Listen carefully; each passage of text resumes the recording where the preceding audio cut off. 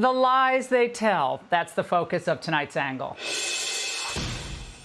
Now, is it really news that the Biden administration, Hill Democrats, and all their buddies in the media lie nonstop?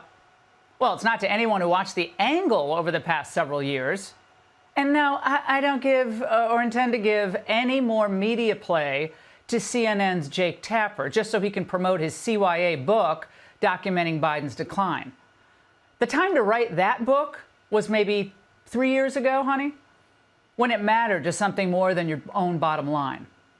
Biden's cognitive collapse was visible to the naked eye since at least 2019. He was forgetting names, stumbling over basic thoughts, all the telltale signs of dementia's onset. The sanctimonious CNN anchors, the liberal think tank types, saw what the rest of us saw. And as time went on, the Democrats held their breath every time Biden made a public appearance or gave an interview. America is a nation that can be defined in a single word. I was in the foothills of the Himalayas with Xi Jinping. Well, now, we don't need a book written by one of the cover-up's primary collaborators to tell us how the White House tried to conceal his condition or prop him up. These are all clips from an angle that we did in early March 2020. By the way, this is my little sister, Valerie, and I'm Jill's husband. Oh, no, you switched on me. This is my wife. This is my sister. They switched on me. The leader of the woman who should have been the governor of Georgia, an African-American woman. It was President, my boss. 40 years later to the month, in January of 2012, actually 2013. No, wait a minute. We got elected in 2012. January 13. My name's Joe Biden. I'm a Democratic candidate for the United States Senate. 5 years ago, kids. That was before the pandemic was declared, long before the election. Yeah, it was weekend at Biden's. They were propping him up. So where were these intrepid journalists then?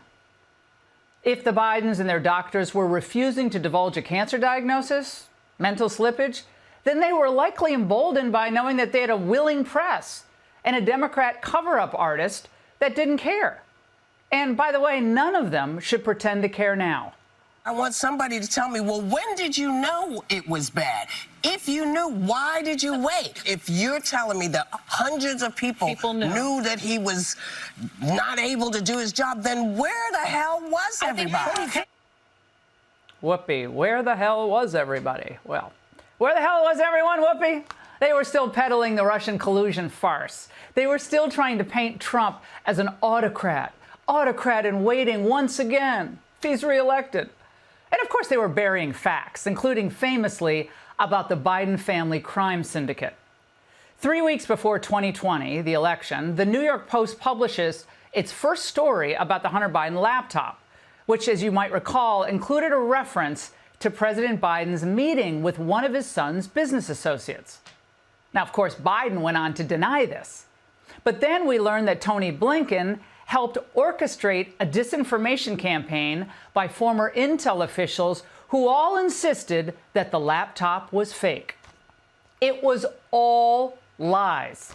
The press, the Democrats, chose to ignore the obvious.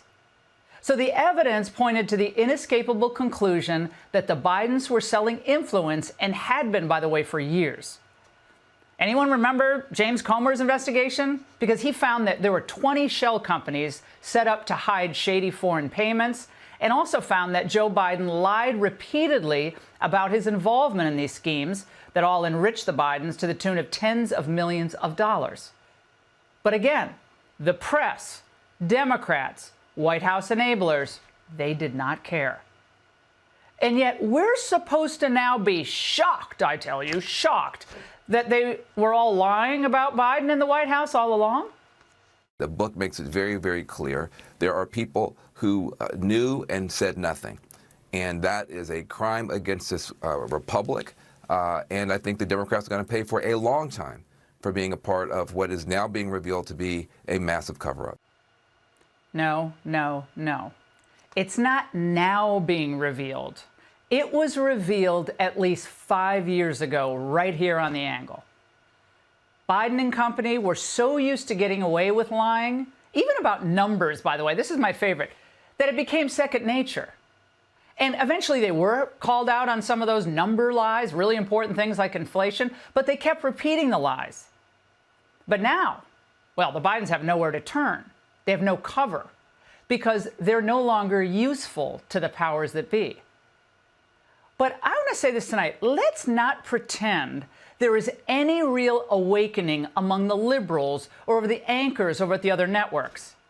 Because if they had the chance to do it all again, with that same chance of beating Trump and holding on to power, they'd do it, I have no doubt. Let's not forget what they did, the border cover-up. The message is quite clear. Do not come. The border is closed. The border is secure. And after 13 Americans died at Abbey Gate, the Afghanistan withdrawal cover-up. It was the largest airlift conducted in U.S. history, and it was executed in 17 days. Was it perfect? Of course not. The following year, an Army investigation blames senior Biden White House and State Department officials for failing to grasp the Taliban's steady advance on the Capitol before the evacuation, which put our troops in greater danger. Again, they didn't demand accountability because their greater goal was pulling Joe over the finish line, long enough at least to send Trump into the wilderness. So they've all destroyed their credibility, all of them. Yet they keep the play acting going. So shout out to the Biden family, Joe Biden, Dr. Jill Biden, and all of the Bidens that are dealing with, because look, I have recently gone through some, a tragic situation in my family life. And if people were focusing on the negative, I would tell them to go off and mind your own business. Get some business of your own. Eloquent as usual, sour lemon. Now, consider acting lessons, I think, to some of these people. You know, they need to work on their delivery. It's not, I don't think they're even convincing themselves at this point. Again, remember, when it mattered, they didn't care. Instead, it was a get Trump mentality 24/7. Hold on to power by any means necessary. Defeat Trump, indict Trump, slander Trump, defame Trump, jail Trump, and they didn't care that the frenzy almost killed Trump. In their heart of hearts, these people, I think they're so twisted up with rage toward America, especially the Americans who voted for President Trump, they'd do it all again.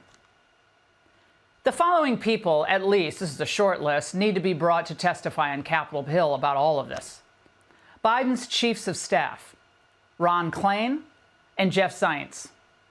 Deputy Chief of Staff, Annie Tomasini. Jake Sullivan. Antony Blinken. Jen Psaki, Karine Jean-Pierre, oh, yeah, and his doctor, in quotes, Kevin O'Connor. The American people deserve answers, and we'll keep demanding them, as we did 5 years ago. And that's The Angle. With the Biden tell-alls coming out, Democrats are trying to scrub the blood off their hands. Politico says the tell-alls are devastating and calls the former president an ailing geriatric leader surrounded by mendacious aides. The New York Times admits Biden was enfeebled. The Washington Post says Biden was an elderly, egotistical president shielded from reality by a slavish coterie of loyalists. The media is starting to confess that the cover-up they called a conspiracy was actually a cover-up. Quote, no serious journalistic outlet is pushing back. Now it's the prevailing narrative. What they're doing now is pointing fingers and asking each other, what did you know? And when did you know it? Over something everybody else already knew. The news is selling you a book about news they should have told you was news a year ago for free. It's just fun to watch them not only continue to push the book in light of this difficult news, but to actually frame this difficult news as perhaps even more of a reason to buy this book. I understand the excitement over an insidious Democratic cover-up about Joe Biden's mental decline. The thing is, though, it was a terrible cover-up because We all knew. News anchors are profiting from not reporting the news. Is this the new business model? Just a never-ending cycle of cover-ups and tell-alls, lies and confessions? Because that can't last. You can't punk your audience and keep it. Even The View is like, what is Jake Tapper, an author or an anchor? All he's doing is hawking his book on the CNN, and he's flanked by other people, Ryan Stelter and Van Jones, also hawking his book. When did CNN become a place to hawk your book? Is Wolf Blitzer coming out with a cookbook? Blitzer's buttermilk pancakes. Delicious. Democrats say Tapper's 100% complicit. I'm looking forward to reading it because I want to see if people like Jake Tapper, hold themselves and their networks like CNN accountable for how much they didn't report on, because they're all complicit in not calling a thing in regards to President Biden. Tapper's taking on water, and he's trying to survive. He just hired a crisis PR expert to cover up his cover-up. Jake's new talking point is this: being wrong isn't a crime. Alex and I are here to say that conservative media was right and conservative media was correct, and that there should be a lot of soul searching, not just among me, but among the legacy media. Conservative media absolutely has every right to say we were hip to this and the legacy media was not. Now, I do not accept that I was part of a cover-up. I do not accept that I was just providing cover for Joe Biden. Jake searched his soul and found out he wasn't a part of the cover-up. No one believes that. But if the media is admitting they were wrong about Biden, when are they going to admit they were wrong about Trump? Are we ever going to get, maybe he's not a racist dictator. Maybe he just wanted to put America first. This book tour has everything. I told you so's and apologies. Knowing what I know now, obviously, I feel tremendous humility about my coverage. That Laura Trump interview, for example, she saw something that I did not see at the time, 100%. And I own that. After we did the research for this book, and I realized how bad his acuity issues were, I called Laura Trump and I said, you were right. Jake didn't see what else everybody saw. 72% of the country said Biden wasn't fit for office and shouldn't serve another term. That was a CNN poll. Jake thought Biden shaking hands with ghosts was just Joe being Joe. The comments of Joe Biden making gaffes, saying things stupid, tripping, are all important and all deserved to be aired and all deserve scrutiny. But as you know, Megan, because even though you look 30 years younger than me, we're roughly the same age, Joe Biden has been saying stupid things for decades. Okay? I get what you're saying, but this minimizes it too, because it was more than saying stupid things. But I'm telling you, like over here in my ecosphere, we were covering all of these. Now with the current White House, I have some connections. With the Joe Biden White House, I had none, but you did, and so while. You've been in Washington 30 years, Jake. You guys, you and CNN have White House connections, but there was no effort, none, to get to the bottom of this. The media held back scoops, waited until Biden got cooed, and then cashed in on book deals. But before the coup, they told you Biden was at the top of his game. Start your tape right now, because I'm about to tell you the truth. And F you if you can't handle the truth. This version of Biden, intellectually, analytically, is the best Biden ever. Now Scarborough's a Biden denier. Looking back at that, do you say, well, it was misleading to say best Biden ever without caveating it and say, except on the days when he's not the best Biden ever? Well, but I never saw those days personally. Well, you did, because you saw him address a dead congresswoman and you saw him in South Carolina. There were plenty of days in public when he was not the best Biden ever. And of course, shortly after, he stumbled and bumbled around, Mark. I mean, yeah, he certainly did. Donald Trump did. Other politicians did. Those are some of the clips bad? Yeah, they certainly are bad. Put in the proper context. I'm just not going to freak out and melt down on one or two clips here or there. So when you go on live TV and you tell America something that's the truth, say, this is true, you better be damn sure that's the truth. It costs Morning Joe their audience. No one watches them anymore. The audience got doged. Tapper says Biden was quarantined from his whole cabinet. There's a cabinet meeting in October 2023, and then several cabinet members told us for the book they never saw him again in person for months and months and months. He was kept away from them, and cabinet secretaries we spoke to for the book told us it was weird. One of them did have a meeting with Biden in between that last cabinet meeting of 2023 in October and the debate, and described him as being disoriented and out of it. And I think the degree to which he was being hidden from even their own administration cannot be overstated. Remember the Biden White House was using autopen? Trump wants that investigated too. We're going to start looking into this whole thing with who signed this legislation. Who signed legislation opening our border? I don't think he knew. I said there's nobody that can want an open border. Nobody. And now I find out that it wasn't him. He autopenned it. Who was operating the autopen? This is a very serious thing. We had a president that didn't sign anything. Biden was a ghost in his own White House. Republican Congressman Tim Burchett from Tennessee says those thousands of pardons that Biden signed, those were autopenned. And White House aides may have gotten rich. You're going to find staffers that were able to take forms, get them, and run them through some sort of bogus legal system, and then they auto-penned them. And there's probably people out on the street that shouldn't be, but somebody got rich off that. And wow. and I think those people, I hate to say it, but you'll see something probably horrible happen to some of those people because it goes up the chain. This is a very dangerous town to play games in. And White House aides were getting rich too. Mike Donnellan, one of the guys in Biden's tight little inner circle, he got paid $4 million to advise the campaign. What campaign?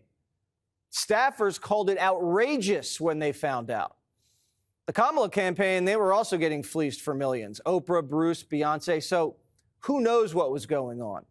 The only reason we even know about any of this is because Biden bombed the debate. And then after the debate, everybody started admitting it. One campaign advisor recounted a post-debate discussion with Biden aboard Air Force One. What are we doing here? The advisor thought as the president spoke. This guy can't even form an effing sentence. Democrats went out and lied to you and said Biden just had the sniffles and attacked you for telling the truth. Stephen A. says Democrats deserve a spanking. What did the Democratic Party do when people brought up Joe Biden and his debilitation? They didn't just deny it. They attacked and attempted to ostracize those who would dare question it. And come to find out, as the days and the weeks and the months go by, how so many knew all along.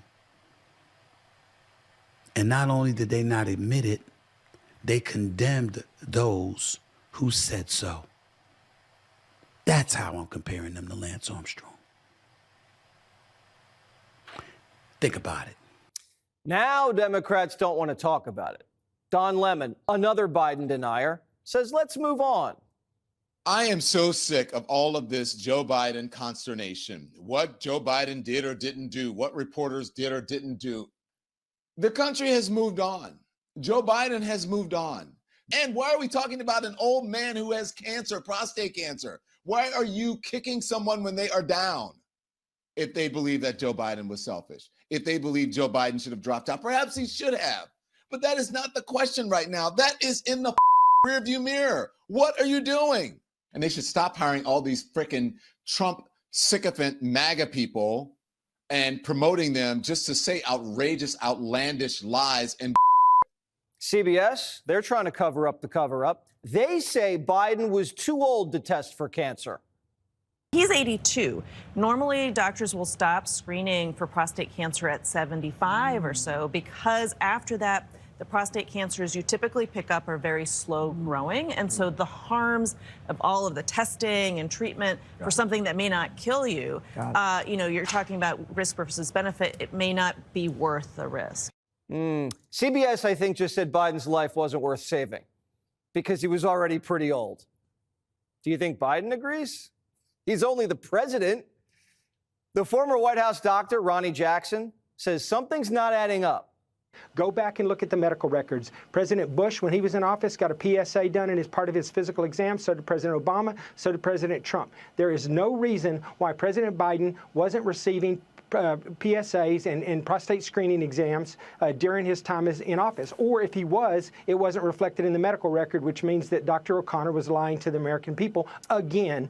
Biden's people are now they're telling us his last known prostate test was in 2014. That's over 10 years ago. Do you even believe that? I don't know. In 2008, Joe Biden was diagnosed with an enlarged prostate, and he was taking Flomax for it. He even had a polyp removed from his colon. Why didn't Dr. O'Connor test him for cancer?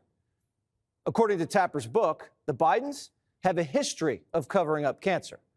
When Beau was diagnosed with stage 4 brain cancer, the Bidens decided to say nothing for months.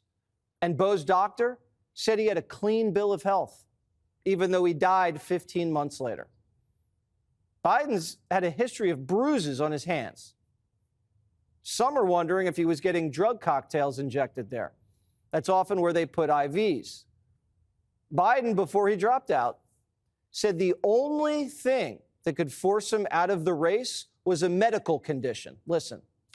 Is there anything that you would look to, you personally, not anybody else, not other pundits, not even perhaps family members, that you would look to say, if I see that, I will reevaluate? If there has some medical condition that emerged, if the doctors came to me and said, you got this problem, that problem. 6 days later, he dropped out. So, what happened on that fateful weekend in Delaware? That's the question we need answers to. Like we told you last week, the Biden blast radius keeps expanding, and it's only going to get worse. Also breaking tonight, a major policy win for the White House, and more importantly, hard-working Americans in the service industry. The U.S. Senate, get this, they just unanimously passed Donald Trump's No Tax on Tips Act. Why did they ever think of it? They stand for the working men and women. Oh, they used to. Anyway, as per usual, this was a calculated political move by Democrats who are just pretending to be supportive of tax cuts. They only want piecemeal votes while really attempting to block the president's big, beautiful tax package that includes several other tax cuts, including no tax on overtime or Social Security, and, of course, the extension of the Trump tax cuts to make them permanent from 2018. If that bill passes, America will have the largest tax cut in history. If Democrats ultimately get their way, taxes on all Americans who currently pay income taxes will go way up. It will be the largest tax increase in American history. Everyone's paycheck will go down. That is why President Trump's big, beautiful tax bill is so imperative and important. We're counting on the House tomorrow. But we begin with the left's three favorite words: threat to democracy and, well, their other favorite words, cheap, fake videos that were all too real. Now, we've all heard Democrats and the legacy media mob use these words over and over and over again to attack Donald Trump. But as it turns out, it was all projection. Now even fake news CNN, even MSDNC are admitting that Joe Biden was not fit to serve for 4 long years. And everyone on the left willfully and purposely propped up a mentally, cognitively incompetent politician suffering from a steep decline. Tonight, there is no debate. There never was. America went 4 years without a president that had his full faculties. And Democrats, they were ready to make it 8 years before responding to polls and quickly making a bait and switch and installing Kamala Harris to run in Joey's place without any kind of democratic process at all whatsoever. In other words, That was a threat to democracy. A president in a cognitive decline is a massive national security threat. But the Democrats and the legacy media mob, of course, hating Trump is always their #1 top priority. And to top that off, we are now suddenly learning that Biden, sadly, we pray for him and his family, he's been diagnosed with stage 4 prostate cancer that apparently has metastasized to his bones. Most medical experts believe this likely took up to 10 years to get this bad. But we're supposed to believe that Biden's cancer went totally, completely, utterly unnoticed during his time as president, despite the round-the-clock, world-class medical care. I saw it for my own eyes in the Middle East last week. Any president has the best medical care at his disposal at all times, as it should be. A Biden spokesperson telling Fox News that his last known PSA cancer screening test was 2014. Every man I know gets one every year. It's part of a blood test. It's a simple test. It's not a difficult test. It makes no sense. And of course, this leaves us with a lot of important questions. First and foremost, why would we believe anything the Bidens, the media, or Democrats tell us? And here's something really important that must be answered. Did Joe Biden know or understand anything that he was signing into law? Was he even aware that autopen was being used? If the answer is no, are any of Biden's enacted laws and pardons, executive orders, are they actually valid? Now, earlier today, this is what President Trump had to say. Take a look. We're going to start looking into this whole thing with who signed this legislation. Who signed legislation opening our border? I don't think he knew. I said there's nobody that can want an open border. Nobody. And now I find out that it wasn't him. He auto-penned it. Who was operating the auto-pen? This is a very serious thing. We had a president that didn't sign anything. He auto-penned almost everything. He opened the borders of the United States of America. And I kept saying, who would do such a thing? Allowing criminals to pour in from all over the world, not just South America, all over the world. Naturally, Democrats, the left, they don't want us to think about any of that. Instead, well, there are 3 political strategies Democrats and of course, the extension of their press offices, the media, are using to gaslight all of you. So be on the lookout for the following tactics. First, some simply want the American people to forget about the last 4 years. Let's just move forward, shall we? Take a look. You said in June of last year, in my meetings with President Biden, I found to be a command in the press that had building influence to make progress on key priorities. But in that same month, Biden apparently did not even recognize George Cloutier, a fundraiser. Were you being straight with the American public? Well, look, we're just looking forward. We lied to you the whole time, but we're just looking forward. Why admit to the truth? No big deal. Who cares that we propped up a president in name only while Americans suffered, and suffered greatly? We have known terrorists and rapists and murderers, cartel members, gang members as a result of that. The next tactic is a little more dishonest, so of course it's the favorite of the so-called journalists in the media. As our friend Liberal Joe says, Liberal Joe Scarborough demonstrated, some on the left are still pretending. They won't open their eyes. They are pretending that there were no signs of Joe Biden's cognitive decline, which we chronicled before the 2020 election and almost every night in between. Take a look. Looking back at that, do you say, well, it was misleading to say best Biden ever without caveating it and say, except on the days when he's not the best Biden ever? Well, but I never saw those days personally. Well, you did, because you saw him address a dead congresswoman, and you saw him in South Carolina. There were plenty of days in public when he was not the best Biden ever, and of course, shortly after, he stumbled and bumbled around. Mark, I mean, yeah, he certainly did. Donald Trump did. Other politicians did. Those are some of the clips bad? Yeah, they certainly are bad. Put in the proper context. I'm just not going to freak out and melt down on 1 or 2 clips here or there. No, not 1 or 2. There's like 1 or 2 a day. Ahumada. Great job, Mark Halpern. Liberal Joe, nobody believes you. You can quit the act, which brings us to our third political tactic, and that is the left that they're using to cover their tracks over on fake news CNN. fake Jake Tapper. He's even now looking to profit from this political gaslighting. In fact, Tapper is out with some brand new book detailing the shocking discovery that President Joe Biden was a cognitive mess and that the White House went to great lengths to conceal the truth. So are we ever going to believe fake Jake was just totally blind, dumb, and ignorant for 4 years? I don't believe. Well, he's all of that, but he also lied.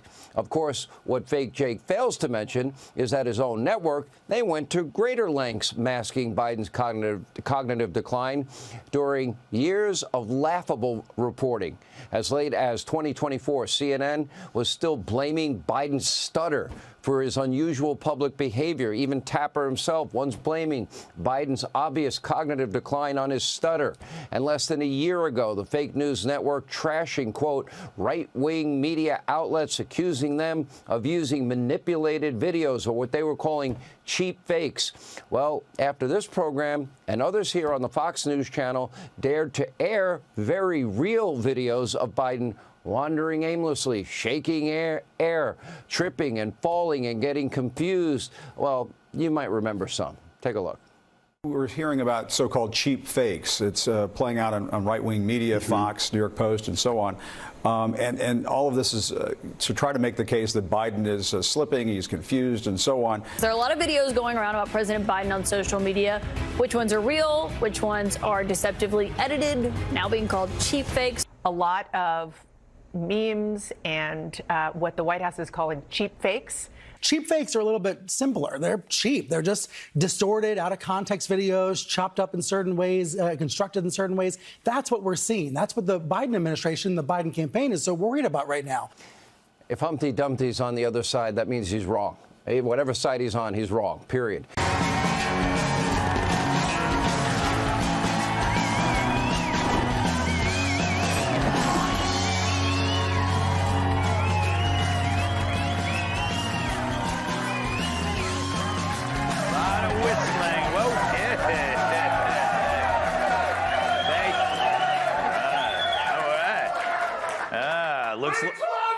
All right. Looks like I won't be sleeping alone tonight. Happy Tuesday, everyone. A former Clinton administration staffer claims that Hillary was so detested that she was known as a Nazi school marm. I think we have a shot of the staffer here. Meanwhile, administrators in Pennsylvania are investigating how a kindergartner was able to hand out Jell-O shots to his classmates. The outraged principal saying, "We don't tolerate that kind of behavior here at Kamala Harris Elementary School."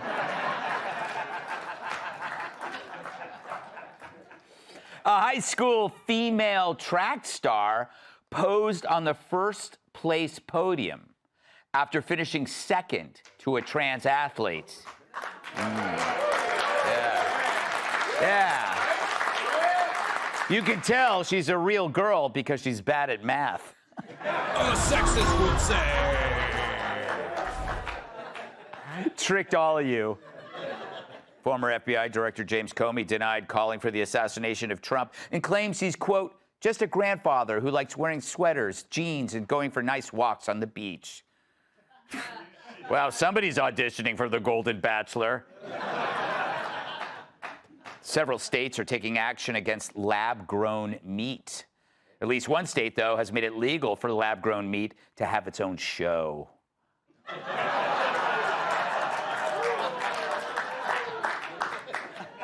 I call him LGM. The Department of Homeland Security conducted its first self-deport operation, dubbed Project Homecoming, since the name Operation Off was already taken. And finally, when Sean Diddy Combs surrendered to federal agents last year, they found baby oil, lubricant, ketamine, MDMA, Klonopin, and $9,000 in cash in his hotel room. In his defense, he says he was just holding it for this man. Brett Baer, everybody. I love me some Brett Baer. Thank you, Brett. All right, so the Biden book, Original Sin, is finally out, and so are the reviews. According to Politico, it describes Biden as a, quote, ailing geriatric leader surrounded by mendacious aides. While the Washington Post details an elderly, egotistical president shielded from reality by a Slavish coterie of loyalists. Never said that word before. So ailing, mendacious, egotistical, and that's from media outlets that spent 4 years smooching Biden's wrinkly ass. They were so far up his butt, I'm surprised they didn't diagnose the cancer.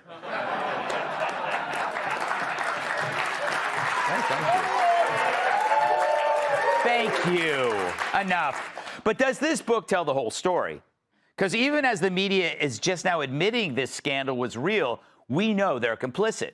They took their own sweet time addressing the greatest fraud in presidential history, waiting till now, of course, to spill the beans. Oh, sure, the media could have made an honest mistake, like when they said Hunter's laptop was fake, or the Fine People hoax was real, or that Tim Walz has a penis. But what if the Biden cover-up was by design, orchestrated to protect not the president, but to enable a radical agenda? Anyone could tell Joe was feeble. But what if Biden's decline wasn't caused by disability, but by debility, meaning he was purposely kept exhausted, confused, and miserable, like an overnight shift worker or a Fox and Friends viewer?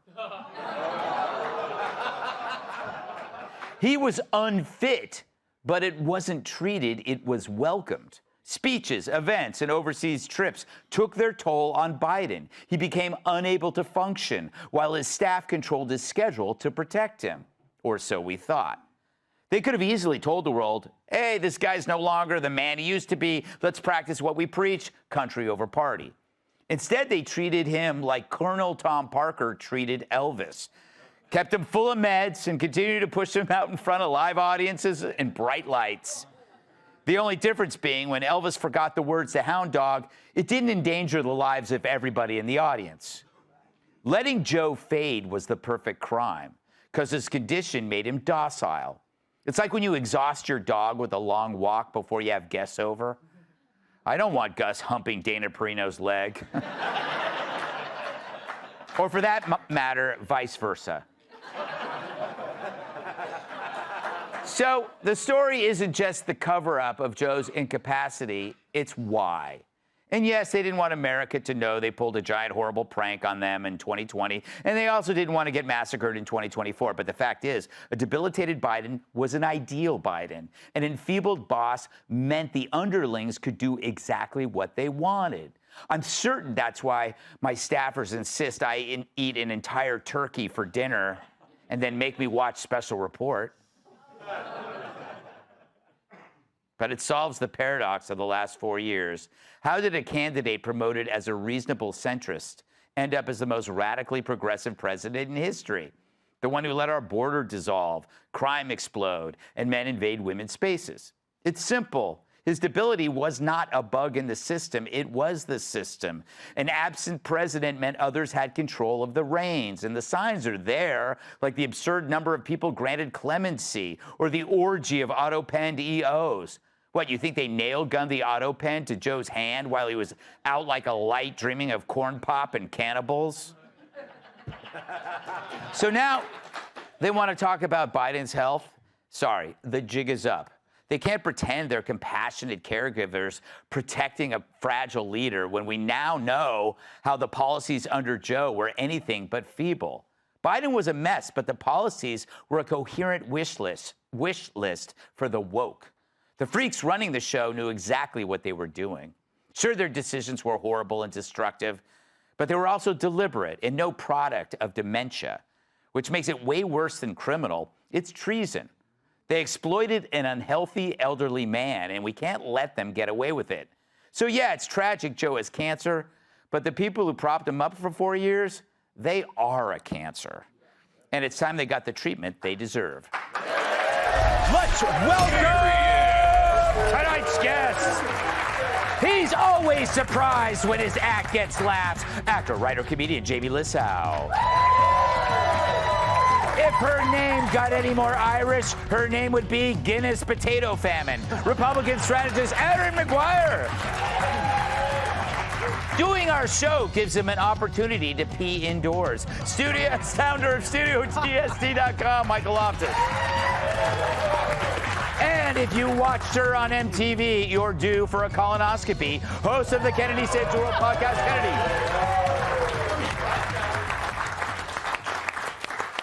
Jamie, you're used to your ex-wife running the show. Yep. Was this situation all orchestrated? Was it really Joe's fault at all?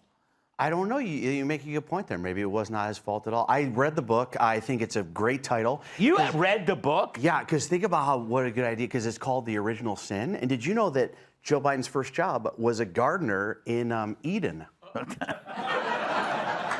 Yeah, and I'm a fan of. I love a book about Joe being mentally incapacitated while being a president. It's part of the Super Obvious series by this publisher. I'm looking forward to the other two books. They got one coming out called The Earth is Round, and then another one called The View Sucks.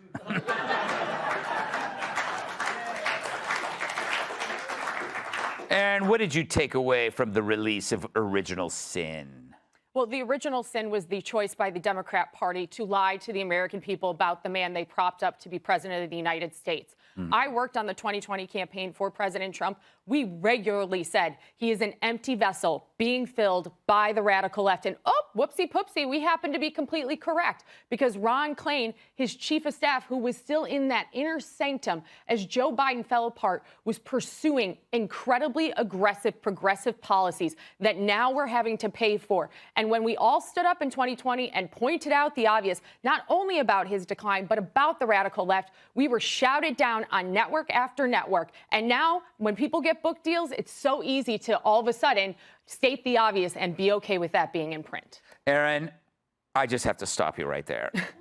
Did you really just say whoopsie poopsie? I mean, I don't think in my career anybody has ever said whoopsie poopsie on my show. Glad I could be the first. I feel honored. Where is that from your childhood, or whoopsie poopsie? Yeah, you know, just a little rhyme, a little turn of phrase. Whoopsie poopsie. You're welcome. You can keep that one. I'm gonna steal it. Whoopsie poopsie. That was Loftus. Whoopsie Poopsie was my rap name in college. Oh. Whoopsie Poopsie is like a product for incontinence for elderly rappers. It's the Joe Biden underwear line. When you laugh. Do you suffer from Whoopsie Poopsie? Are you president of the United States? You know, you got to feel some kind of chagrin. You know, you were saying right up front early on that Biden was incapacitated, and everyone at the soup kitchen laughed at you. They did. Yes. They did, and I didn't like that. Yeah. So I took my shopping cart and I just went out to the sidewalk and I went home. Yes. And yeah, I don't like. I'm not going to buy the book. No. If I want a joke trapper to lie to me, I can just watch it on TV. The guy, like, it's a farce that he wants now to charge people money to listen to. I was tricked. I was fooled. We thought he was fine. And here's the other thing that I want to know. Where was the GOP on this? Mm-hmm. You got the Speaker of the House now going, yeah, Joe totally forgot about signing an executive order. Dude, there's an owner's manual. The Founding Fathers put the 25th Amendment in there. You can go, hey, look, that guy's a mental case. We should maybe do a switcheroo on that. It's madness. It is madness. Total madness. Extreme madness. It's the kind of madness that makes you say whoopsie poopsie.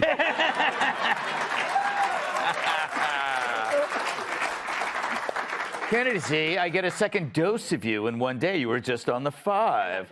It was delightful. It is clear that while Biden was a mess, the policy wasn't. That's so interesting to me. We sat there and go, like, everything's falling apart. But there was a lot of policy that was hard left. There was a lot of policy that we didn't like. Yes. But it was very cohesive if you're looking at a group of people who are entirely progressive. Mm-hmm. You know, look at the Inflation Reduction Act. Yeah. That had nothing to do with inflation reduction. That was all a big climate bill. Yes. And that's exactly what they were doing with every executive order. It was just a new way to push forward their political agenda that was very, very far to the left. And now they conveniently want you to move past that Unfortunately, the people who put that entire Biden system in place, they're still in power. You know, Hakeem Jeffries, he met with the president. He knew how far in decline he was. So did Chuck Schumer, but it benefited them because they were in power at the beginning of the Biden administration. Yes. You know, you also had Jill Biden, and she got all the stuff. She got the gowns and the ball and the jet. She got everything. James and Hunter, Joe's brother and son, they got rich when there was the threat of the Biden presidency and the ultimate power play.